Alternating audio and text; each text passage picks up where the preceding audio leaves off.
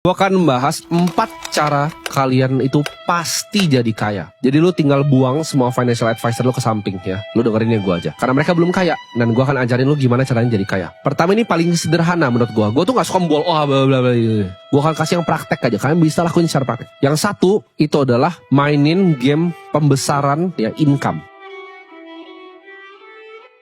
Karena yang paling kuat di hidup ini ya, paling nomor satu di hidup ini adalah income. Lupain semua yang pernah diajarin ke lu ya. Lu anggap ini gelas kosong, lu mulai baru. Income lu harus besar. Kenapa? Income adalah wealth creation paling powerful. Karena dengan income, savings rate ya, jumlah tabungan, jumlah energi yang lu simpan bisa lebih besar dibanding lu neken-neken pengeluaran. Tapi alangkah baiknya kalau kalian baru mulai nih main game ini, ya mau jadi kaya, gedein income-nya, kecilin juga pengeluarannya. Kalau pengeluaran masih lebih besar itu artinya ego lu ya. Ego lu terlalu gede. Itu lu bukan belajar sama gua, tapi lu belajar turunin ego lu. Untuk lu telan bahwa saya adalah orang miskin dan saya mau kaya. Gedein dulu nih income-nya. Gimana caranya? Banyak caranya. Tinggal satu caranya. Increase value lu. Apapun yang lu kerjain. Kalau lu kasih yang terbaik terus, orang akan lihat value lu dan lu dikasih income lebih. Apapun yang lu kerjain. Mau di bisnis, mau di pekerjaan, apapun itu. Ya, increase value lu. Increase value lu ke masyarakat kalau lu pebisnis. Kalau lu pekerja, increase value lu ke bisnisnya. Bisnisnya pasti lihat. Kalau lu lakukan sesuatu yang lebih, lu pasti di reward lebih. Ya, itu adalah hukum alam. Simple, tapi orang banyak gak ngerti. Perbesar dulu ya.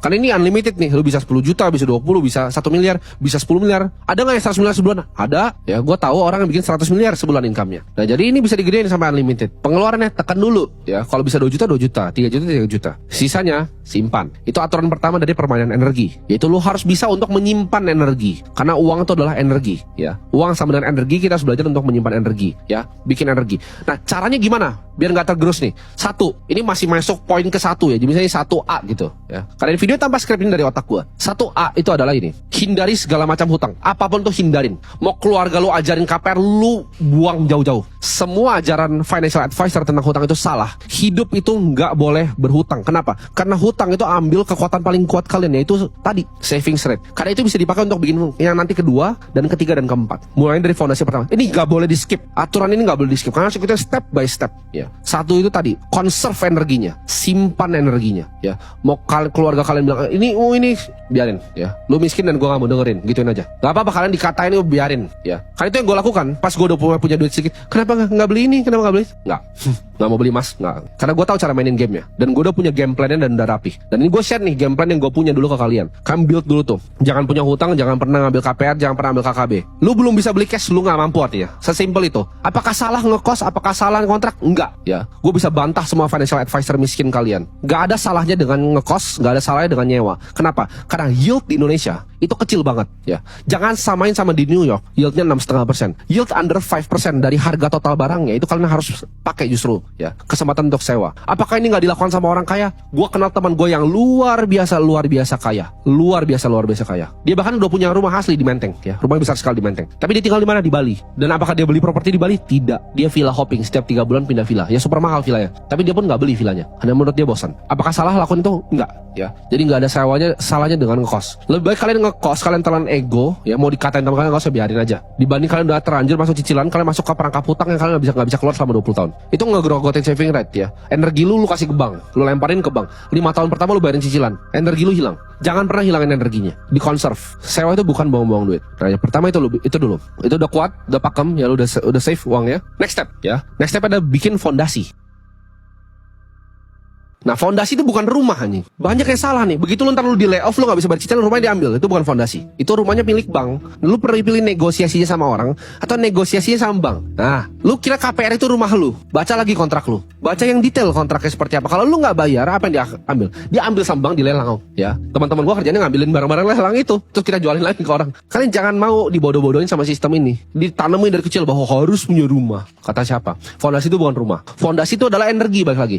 Nah, energi itu formatnya bisa berubah ke mobil, bisa berubah ke rumah. Tapi kalau lu rubah ke rumah, di saat lu butuh energinya, lu mesti mortgage balik kan, lu tarik lagi, itu cicil lagi, keluar. Itu nggak bagus. Atau lu jual pun pasti turun value properti lu, ya percaya nggak? Apalagi lu yang beli rumah 1 miliar, 2 miliar, pasti turun. Bayar biaya agent lagi 2%, pajak segala macam, turun, ya. Energi itu harus liquid. Jadi gimana caranya kita lakukan itu? Nah, ini kalian bisa lakukan dengan berbagai macam cara. Bisa bahkan cuma sesimpel stay cash. banyak ngajarin, dana darurat ya kan 3 bulan. Enggak ya. Yang kalian perlu lakukan adalah kalian bikin fondasi yang luar biasa panjang. Bisa 2 tahun, bisa 3 tahun, bisa 5 tahun dibanding beli rumah. Punya fondasi ini ya. Jadi belajar untuk save energi, conserve energi, ya, energinya lalu disisihin ke dalam fondasi ini. Ini baru rumah asli lu, rumah finansial lu di atas. Ya, lu begitu udah punya bantalan, misalnya lu punya uang 1 miliar sebagai bantalan, itu enak kan rasanya. Lu mau ngapa-ngapain enak rasanya, udah gampang. Ya, ini terserah. Lu mau taruh di surat hutang dimanapun terserah. Itu preferensi lu. Gua nggak akan kasih saran lu misalnya mau masuk money market atau mana, itu terserah lu. Stay cash juga boleh.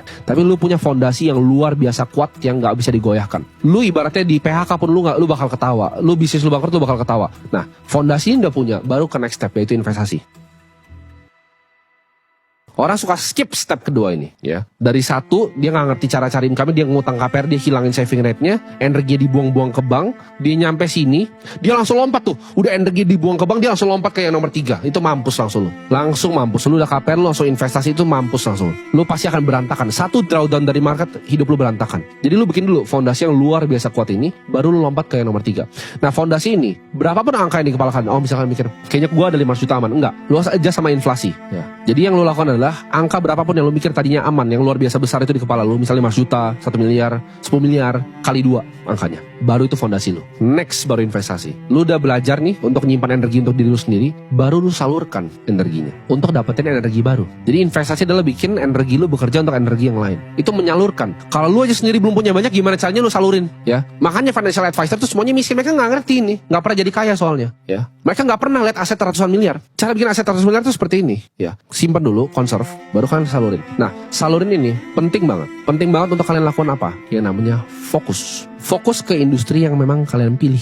Maksudnya apa? Sebelum kalian belajar untuk nyalurin, kalian pilih dulu kira-kira yang kalian tuh lebih natural kemana. Misalnya ke saham, ke properti, ke kripto, kemana. Kalau gue pribadi gue pilih kripto. Tapi kalian pilih satu bidang yang kalian akan dalamin seumur hidup kalian. Dan kalian master benar-benar bidangnya. Kalian salurin semuanya di satu bidang. Jadi ini agak sedikit kontroversial dan berbeda dengan yang diajarin financial advisor. Kita nggak perlu diversifikasi. Kenapa? Karena kita menyalurkan energi. Kita cari yang terbaik untuk bikin uang kita double. Karena kita udah punya fondasi tadi di tengah. Ya. Step ketiganya berinvestasi atau menyalurkan energi. Step 4 adalah kita fokus dalam menyalurkan energi.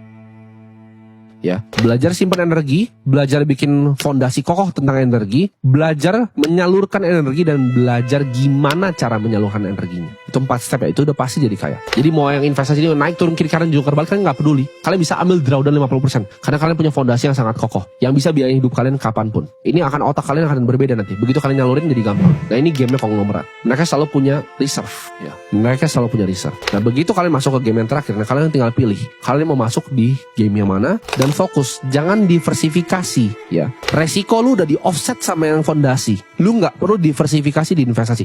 Selalu konsentrasi, hajar 1 atau 2 aset. Lu lihat nih misalnya lu orang properti. Oke, ini mall ini under value, hantem langsung hajar beli mall gitu ya. Nggak perlu beli rumah-rumah kecil-kecil kos-kosan banyak, nggak perlu. Itu game orang nggak punya duit. Lu lihat gedung murah hantem langsung ya. Lu lihat saham nih ya, udah pada kayak supermarket 12 gitu karena mau diversifikasi risiko. Apa yang lu mau diversifikasi, lu nggak pernah bisa miskin, lu udah punya fondasi, nggak perlu nyalurin itu, hajar aja 1. Oke, lu lihat nih potensi misalnya market syariah di Indonesia akan besar gitu, bank syariah nggak ada yang besar di Indonesia, hajar langsung tembak 1 gitu. Oh kripto nih, daripada gue pusing-pusing cari-cari, ada bitcoin 1 yang naiknya ke mulai hajar 1 gitu. Itu baru ntar eksponensial duit kalian. Fondasi tetap aman, lu makan dari bunga setiap bulan, lalu ini terbang, udah itu lu jadi triliuner, jadi kaya ratusan miliar, triliuner, jaminan itu. Simpel kan stepnya, nggak perlu ribet-ribet. 1 itu adalah conserve energi, 2 build fondasi energi, 3 belajar salurin energi, 4 fokus dalam salurin energi.